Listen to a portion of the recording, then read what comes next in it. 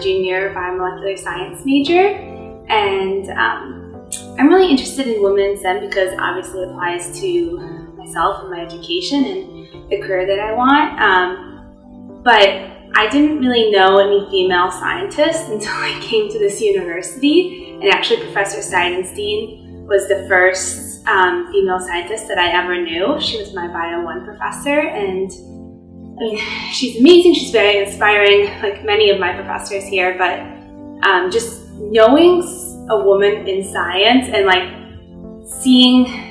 that they're actually a person and that it makes your goals so much more attainable because you can see yourself in their position, even if that's not exactly what you want to do in the future. Instead of seeing, you know, female scientists in movies or on TV, like it actually makes it really applicable, and getting to know them on a personal level just really solidifies that.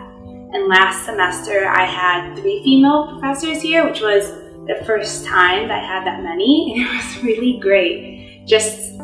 And it's not that, you know, their teaching style is necessarily different or anything, just being able to envision myself in their roles was really encouraging and motivating. And this summer I shadowed at a orthopedic surgery center, and I got to shadow several doctors, but in a practice of more than 40 physicians, every single one of them was male. And then at the surgical center there was even more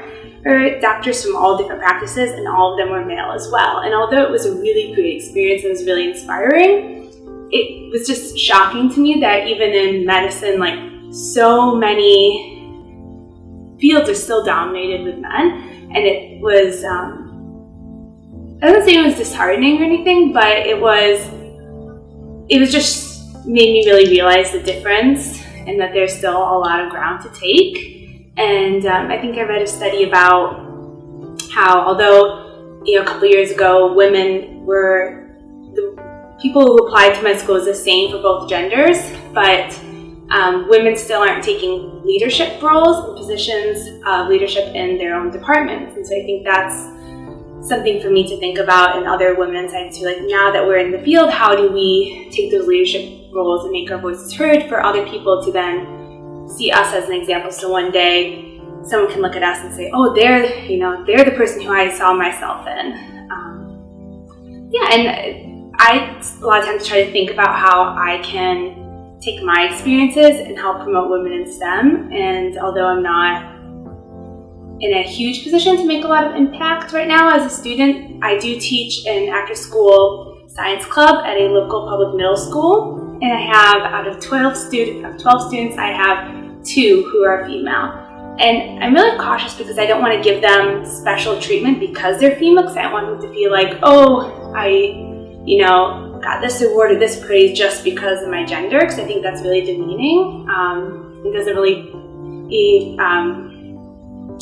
validate the work that they're doing. And I also don't want the male students to feel like they're not getting the same treatment. But I try to just encourage them even a little bit more because I know how hard it is, and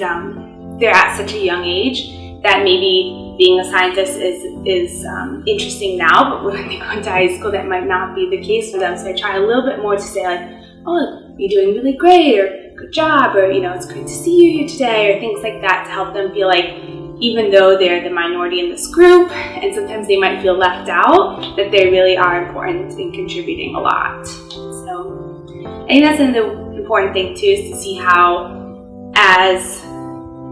science students, how we can affect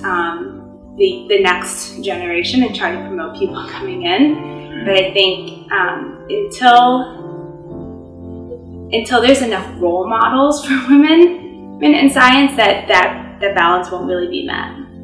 I would like those leadership positions, and I think the case a lot is made that women don't take those roles because they want to have a family as well, and it's hard to juggle both things and take on extra roles that a leadership position requires, even while being that. But that also says that, oh, women can't have a family and be in a leadership position, and I think that's